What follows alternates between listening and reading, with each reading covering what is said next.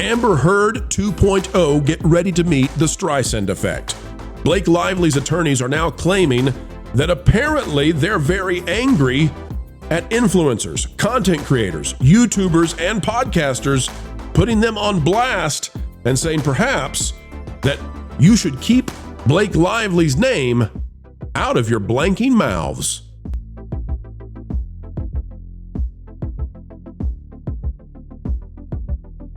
Hello, folks. It is a great day. It is a groovy day. It is a dandy of a day, and we're happy that you have come our way, where our job is explaining entertainment, keeping you indeed ahead of the culture curve. Today, we're going to be talking about Blake Lively, but more broadly, it's not just this broad that we're interested in.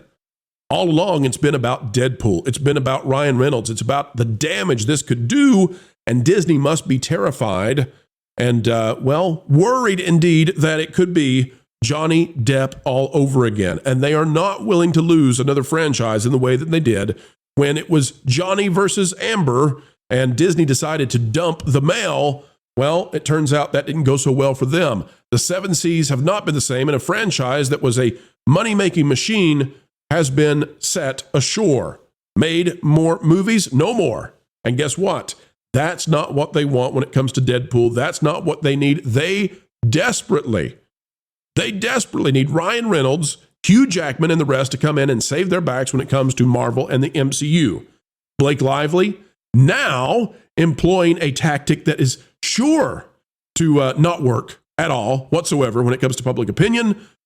It's a very bad situation for Disney. We're going to explain it. We're going to show you what's going on. Get ready, folks. It's a tour de force when it comes to errors, of course, out of Blake Lively, her team. Click the like button. Here we go.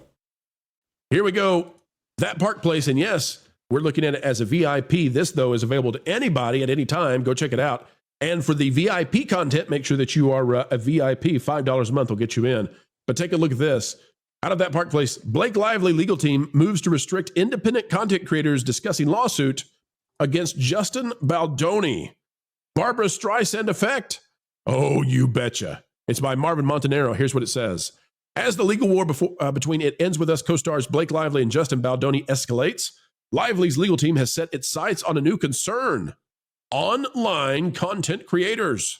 In newly filed court documents, her attorneys argue that independent commentators on platforms like YouTube and TikTok are unfairly amplifying Baldoni's claims and that they are pushing for a protective order to keep specific case details from public view. In other words, she's scared of Amber Heard 2.0. That's my assessment. This move comes quickly after Baldoni launched a website. Oh, well, isn't this funny? Launched a website outlining his $4 million defamation lawsuit against Lively. In other words, maybe he should have released it as a book or, a folder, something like that. That it's a website, that's where they're going to try to attack this and say, well, you can't do that. You can't put it online because the YouTubers are being meanies.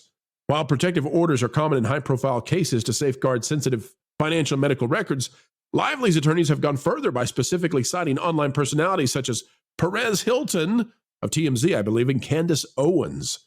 They claim these figures have contributed to what they describe as a manufactured echo chamber that distorts the facts of the case and influences media coverage against their client. But here's where things take a turn.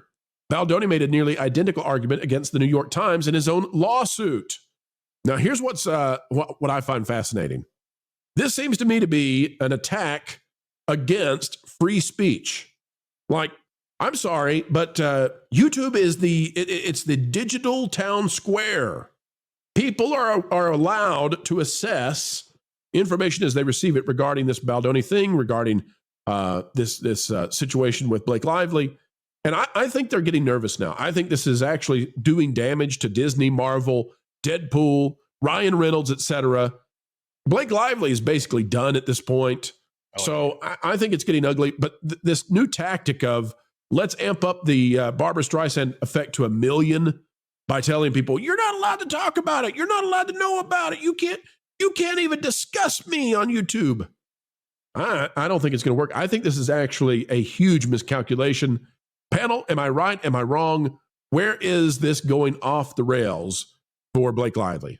Well, I mean, what do you have to hide? Like, go ahead, let's get all the information out there, let people have their opinions on it. A lot of different people will have multiple, layers of opinions. But I mean, if you're trying to suppress information or keep the content creators from even discussing it, then the question is, well, what do you have to hide? Like, why are you trying to suppress all of this? Why are you not allowing people to freely talk about this? If you're in the clear, you have nothing to worry about. It's always the people that have something to hide that want to suppress and, oh, I want to, restrict this person's ability to discuss it. I haven't watched or read a lot about this situation. I know enough about it. I just think that it's insane. Just unfortunately, she's done. And it's probably a better idea just to rip the band-aid off and just move on with it, Blake Lively. But trying to suppress this to hold on to what's left of your career is not going to work. For me, looking at all of this, she wanted this very public. This was something that was, I'm going to say, probably done maliciously to try to get public opinion working against Justin Baldoni, and then it backfired on her. So I really don't have any sympathy for the idea that, oh, you need to be worried about, oh, what all these people that we've ginned up this conversation that has to be had, and then it turned against me, and that's wrong. It's just it's very petty, it's very silly, and it comes off in a very Mean Girls kind of way. I don't know. I don't think at this point trying to play the political game is going to be good for her long term, or good for Ryan Reynolds right now. For whatever appeal he had before this all started was nonpartisan, which is a funny thing to call an actor. But if they turn this into a partisan issue, that's going to damage Ryan Reynolds in his money-making ability. And I think that is incredibly short-sighted. Sunil89 for $2. Thank you for your 10th super chat. Methinks thou dost protest too much, screechy lady. Indeed. We all know more about Blake Lively than I think any of us really want to. And it's probably going to work out well for whatever the sequel to Simple Favor is, probably Simpler Favor or something like that. That's coming out on, I think that's coming straight to Amazon. It's from Paul Feig, the director of Ghostbusters 2016 and A Simple Favor 1. I don't know. Like, this is a person that I would not mind never having to comment on again. I did watch, we had some people in my house that were fans of Jane the Virgin, and Justin Baldoni's character on that was charming, at least for the part that I saw through. It was a telenovela, so maybe he turned out to be evil. I don't know. But nothing against that actor as far as his acting goes. No. I know you want more. You want more of the Pro Channel, folks, but we've got to head out the door for this video. But fret not yet, for more content is yet on the way. 3 times a day, thrice as nice, right here on the Pro Channel. Oh, what's that you say? You want more than that? Fine, we'll do 4. 4 videos. Well, yeah, that's happening. Folks, as you get ready to go, consider clicking the like button for us. It is a huge help. Also, like, share, subscribe, and click it to the algorithms. It is the notification bell. We would also love it if you could drop on down and give us a comment. We love hearing from you, and although we can't respond to every single comment, we often are reading them indeed. Folks, we would encourage you to consider subscribing to our partner channels, that Park Place, that Game Place, and that Pod Place. We love them all. We think you might too.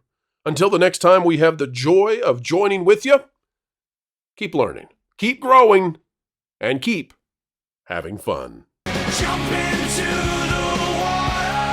Why listen to music made by people and companies who really don't like you? Check out Vacation Radio today and prepare for all new content made by the people behind the WDW Pro Channel. It's the place you need for all the music. That should be fun.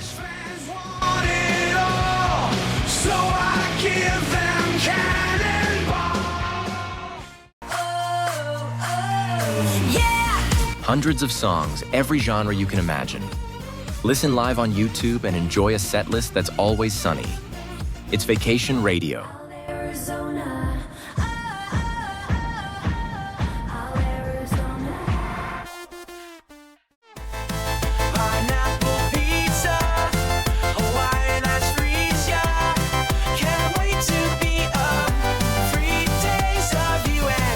What are you waiting for?